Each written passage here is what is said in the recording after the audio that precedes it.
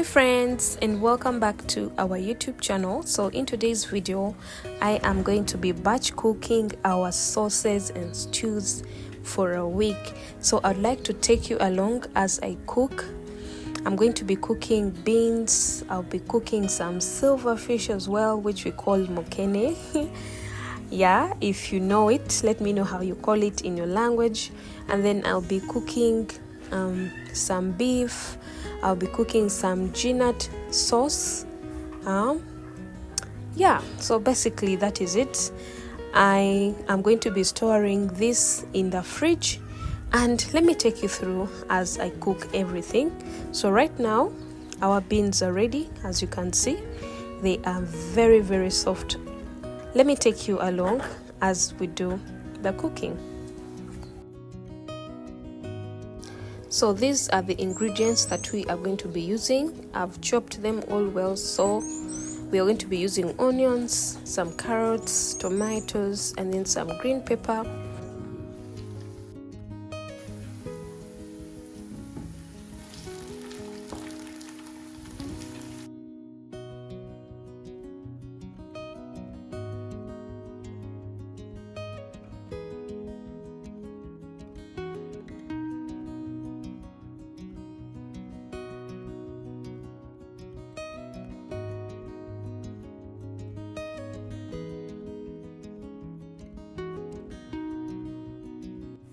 So one thing I love about batch cooking is that it really does save time. I've really realized that it is easy for me to plan for what to eat if I already have where to start from. So most of the times if I have my beans in the fridge, yeah, it can be easy for me to plan, like beans, some meat, some chicken. Like I've not yet batch cooked chicken really. I'll be trying that very soon. But so far, I feel like having some beans, some ginat sauce in the fridge, some meat, I feel like it is really that easy and I love it. So far, batch cooking is working for me. If you have tried it, kindly let me know what sauces have you tried or what food can really thrive in the fridge and not get spoiled.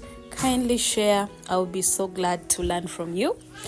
And then another trick that really worked for me last time is the adding of milk to my beans. It really has worked, and it also makes the beans taste really nice.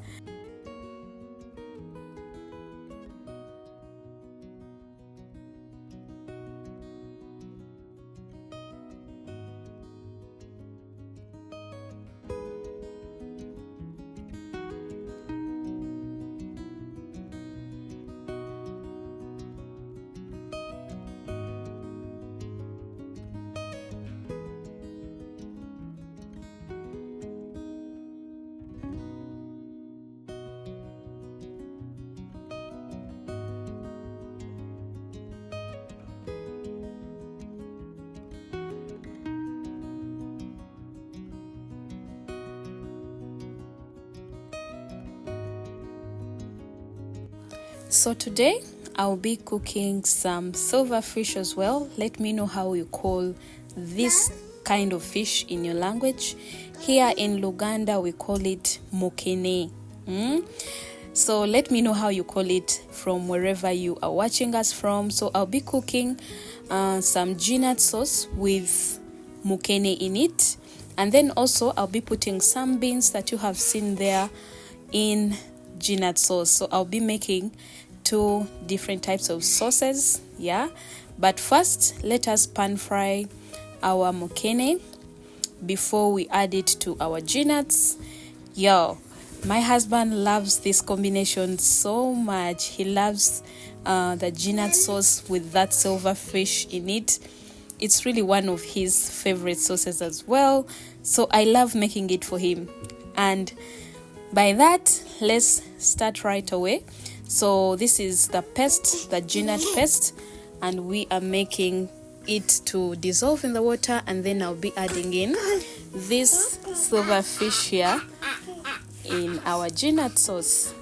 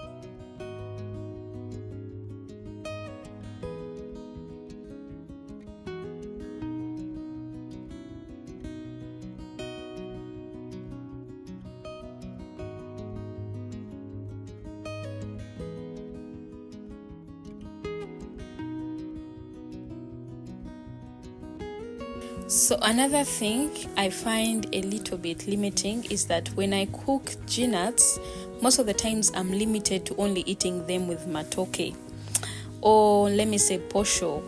I feel like it doesn't match with any other food. Let me know, guys, what do you eat nuts with? Yeah. So we'll be adding some beans to the nuts. That is on a different pan, guys. So this is one of my childhood favorites. My mother used to cook beans and then add in some nuts, and I loved that combination. So it's what I'm going to be doing as well. So basically this will be mine, and then the nuts with the mkene will be for my husband. My boys enjoy meat and beans most of the times. So we actually have a meal plan that we follow when I'm creating these meals.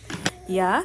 So if you're interested in a meal plan, especially a family meal plan curated for Ugandan families and any other people that really love Ugandan meals, yeah, I created that meal plan, and it's only for $20. If you're interested, I'll be leaving the details in the description below so that you can reach out and I send you that meal plan on whichever platform of your interests, maybe on email, it could be on WhatsApp. So we'll be having meat as well. This is beef, and this is me right now chopping it, and that is after actually getting it from the fridge and defrosting it. So this was hubby. He came to the kitchen to just give me a hand for a few minutes because most of the times I'm the one in the kitchen, but yeah, he comes once in a while to help me. So he did the chopping of the meal for me, the meat for me this time round. And I love that. I love whenever he comes to the kitchen to give me a hand.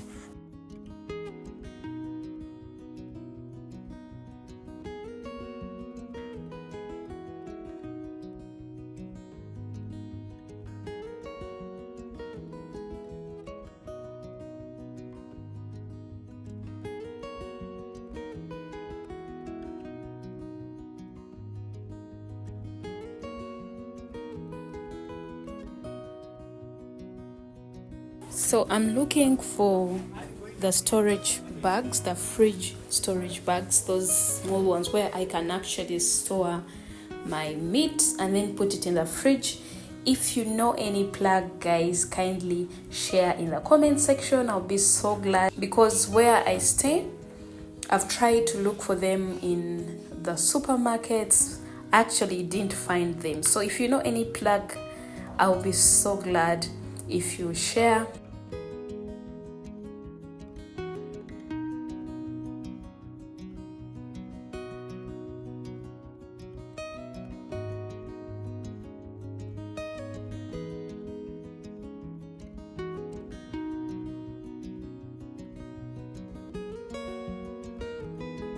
We are done with the chopping of our meat, so this is how it looks like at the moment. We are going to be leaving it on the fire to boil as we chop our ingredients, and yeah, let's do it.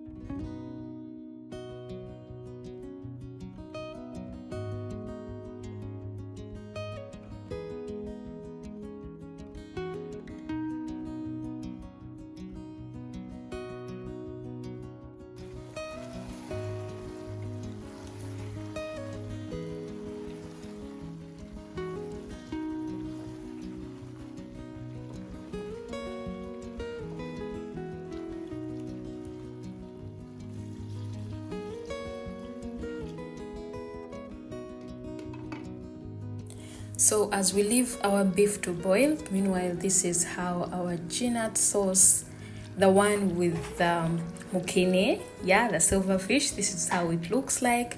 And how do you know that your ginats are ready is when you see that oil topping on the top. Yeah, that's a sign that your ginats are actually ready. So this is how the paste looks like. It smells really so amazing at the moment in the kitchen. And yeah, meanwhile, this is how mine also look. So these ones are not yet ready, but we'll be giving them some time as well as we leave some small fire for it to boil or to cook slowly. So basically, this is it.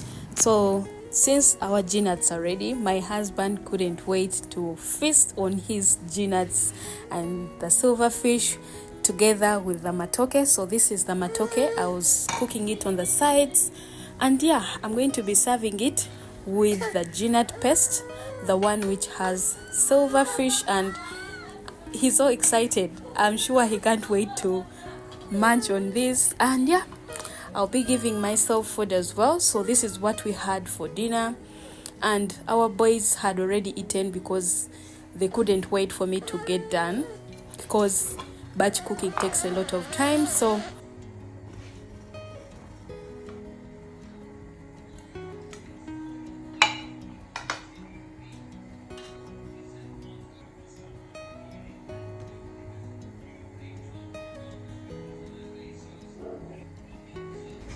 for me, I had posho and matoke, and then the ginat sauce, the one which has some beans in it.